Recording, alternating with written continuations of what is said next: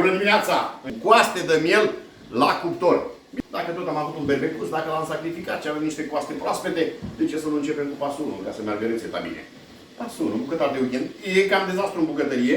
Fetele au dat bir cu fugiții, dar vai de steaua lor ce o să fie la final, când dăm noi bir cu fugiții, că suntem mai mulți bărbați, și să vină ele încoace. Deci, printre altele, avem pe astea două pregătite să le facem cu carne de porc în varianta mea. Am făcut prima dată în carne de oaie. Aici mai merge un cotlet, acolo merge o păstrămioară. Aici avem o ciorbă de gâscă, adică va fi așa, cum să spun eu, o seară de neuitat, da? Și începem cu, exact, pasul. Pentru cele mai bune coaste de miel, pe care berbecuț nu contează, pe care le-ați mâncat vreodată, trebuie să urmați pașii din rețeta mea. Adică o tavă cu o hârtie de cop. Deci, nu vom folosi decât coaste de miel, proaspete, curate, spălate, piper, vom pune fulgi de ardei, sare, am nimerit un borcan de ăsta, l-am primit, eu nu dau banii pe dată, eu folosesc sarea aia groasă noastră de la Zlănică, sunt prahovean, puțin ulei de măsline, că pe ăsta l-am la îndemână, boia iute, încă o dată îmi place dimineața și voi da un gust de rozmarin. Toate astea o să le amestec bine, condimentele, ung bine toate coastele, le pun în tava asta, pun un staniol deasupra, îl arunc la 200 de grade și cred că o să-l las vreo 2 ore. Dar asta vă mai spun pe parcursul rețetei. Galbenă de, nu de odobești, că s-a dus, galbenă de prună. Pasul 1. Și acum începem amestecul de arome. Într-o tavă. Coastele sunt multe, nici noi nu suntem puțini. Dar le fac toate că, sincer, nu o să rămână. Ulei de măsline. Că-i de măsline, că-i bunica, că-i străbunica sau eu știu ce mai fi pe piață, branduri. Sincer, de piață nu mă ocup eu. Eu mă ocup doar de agregate. Un mieluț, un berbecuț, o rață, o gâscă, un porcușor. Asta e treaba mea, că le iau de acei din vecini, din mediul rural. De restul, piața de market e treaba soției. Ea știe de ce cumpără și ce cumpără. Deci, sau ce mai e pe piață. De bunica știu că am văzut și eu la televizor. Bunica, străbunica și alte elemente din astea. Nu spun că e bun sau că e prost. Habar nu am nici că e scump sau că e ieftin. Nici asta nu știu. Boia iute. Și sare. Piper. Absolut necesar. Proaspăt râșnit. Aromă. Cum vă spuneam, până nu pun și niște fulgi de ardei, nu mă simt eu bine ca să... Așa.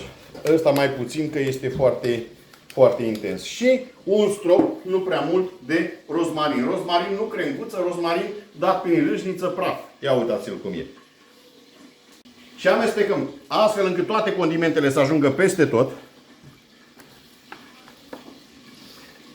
Și o să mai dăm o dată un rând. Am aici și 2 crenguțe de salvie. Și 2 frunze de dafin. Una a zburat, a evadat. Ne asigurăm că ajunge peste tot, pe toată suprafața cărnii, ajunge uleiul și ajung toate condimentele puse mai devreme. Și acum, după ce le-am întors bine pe toată fața, venim iar cu un rând de condimente. După ce mă spăl eu pe mână. Și revenim iar cu un strat de condimente. Și începem cu uleiul de măsline, încă o dată. Dacă aș fi avut un bidon de bunica, puneam de bunica. Pe ăsta l-am de măsline. Puțin picant, care e foarte picant, de-aia pun puțin. Rozmarin, că îmi place la nebunie peste toată mâncarea, și în cartofi și oriunde. Dar ăsta e rozmarin praf, încă o dată vă spun. Boiaua picantă. Dacă aveți probleme cu ulcerul, puneți boia dulce. Piper, proaspăt râșnit. Și bineînțeles, sare.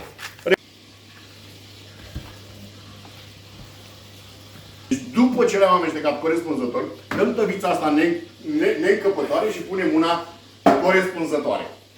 Basculăm aici. Tot basculăm, nu lăsăm nimic. Chiar dacă se supără cățelul pe noi. Ei, acum da. Ia uitați-vă aici. Parcă vă vine să faceți o nuntă, un botez, o sindrofie, orice.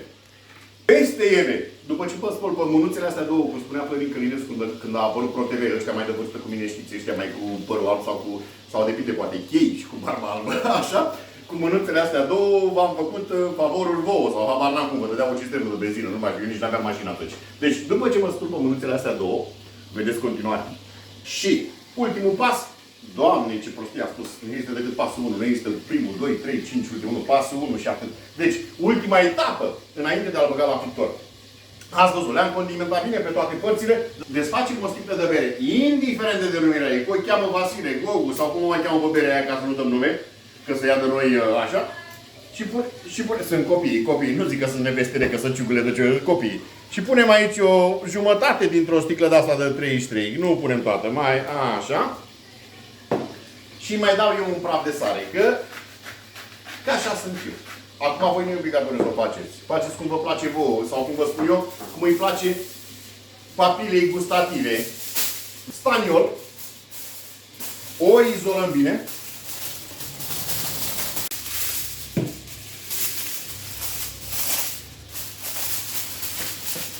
Și pentru liniștea mea sufletească, îi mai trag una la jumate. Îi mai trag una la jumate, poate fi bere, poate fi țuică, una la jumate, dacă mă înțelegeți. Așa.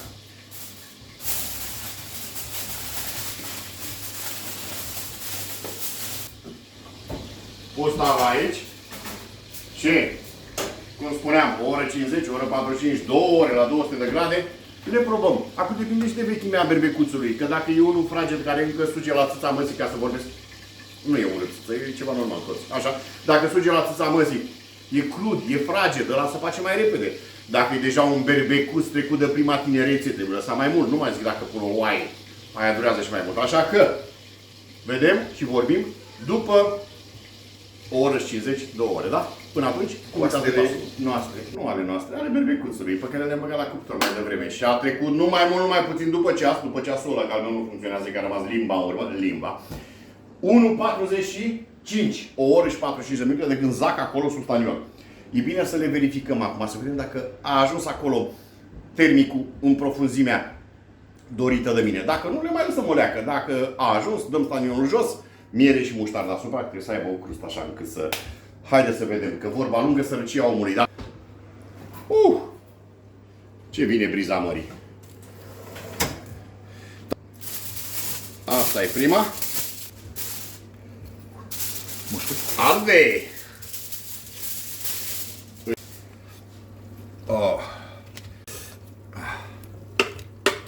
Bun. Într-un bol. O lingură de muștar, o lingură de miere. Le amestecăm bine, dăm frumos peste ele și mai le lăsăm 10 minute. Deci spuneam că miere, da? Deci încercăm să luăm de aici și reușim într-un final o lingură de miere. Și am nimerit. Și peste ea ar trebui să punem o lingură de muștar. Cum muștarul este la chestie de asta, încercăm să apreciem. Cam asta ar fi o lingură. Le amestecăm până nu mai putem. Acum, ca bărbați, știți ce înseamnă să frecați? Frecați bine, ca să zic așa, până ajungem la nivelul ăsta. Și dați pe toate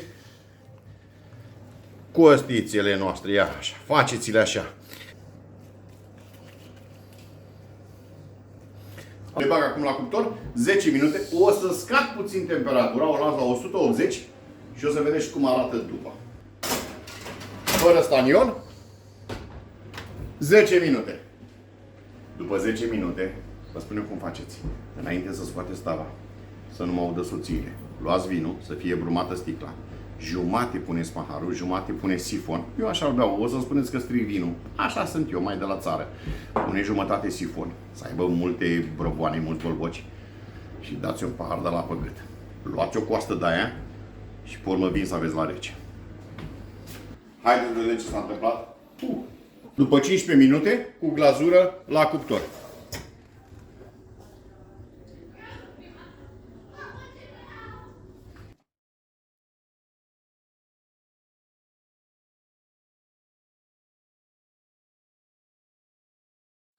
Dragii mei, am ajuns la final. Coastele noastre, nu ale noastre, ale mieluțului, care s-a sacrificat pentru noi. Și a zăcut în cuptor acolo câteva ore și a ajuns la nivelul ăsta de preparat. Cu o mămăligă rece. La mine se suflă mult în culiți, e o ventilație aici și n-am văzut lumea, de-aia stă părul creț. Așa, toată lumea din culiți se suflă. Bă, voiam, nu vroiam, băi, Vai de capul meu, noroc. Cu pasul 1, bucătar de weekend, ieșit vei. Da, Nu mai e rost. așa să le pui, să nu le tai. Nu le tai. Nu mai e roze, că n-am mai avut sponsor. Pe ăsta l-am mai avut în cămară și l-am găsit și noi. Ăsta i-am. Dacă aveam bani de roze, mă duceam mâine și luam roze. Dar e sărăcie, că n-am luat salariu. Pasul 1, bucătar de weekend. O mămăliguță rece. Mai moale ea, că așa știe cum rata să facă mămăligă terci. Da? A? De bine băgat.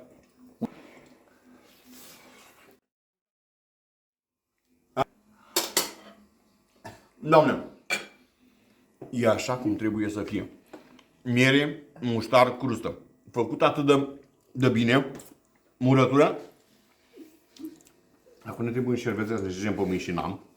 Am primit de tot în culise. Folosit. Folosit. Suntem pe sărăcie. Folosit. Ca să putem să trecem și noi la pasul 1, bucătar de weekend.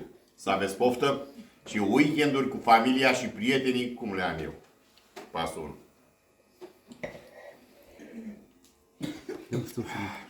Băi, după ce bucătar de weekend, adică te ne-am speță, eu fac un preparat, 1, 2, 3, câte fac eu pentru o seară.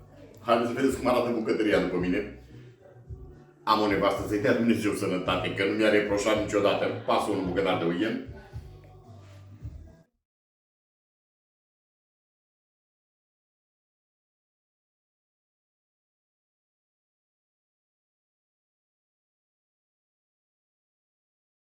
Cam asta o așteaptă pe soția mea și să apucă să facă după mine. Dar niciodată nu mi-a spus, bă, ce ai lăsat aici, nu?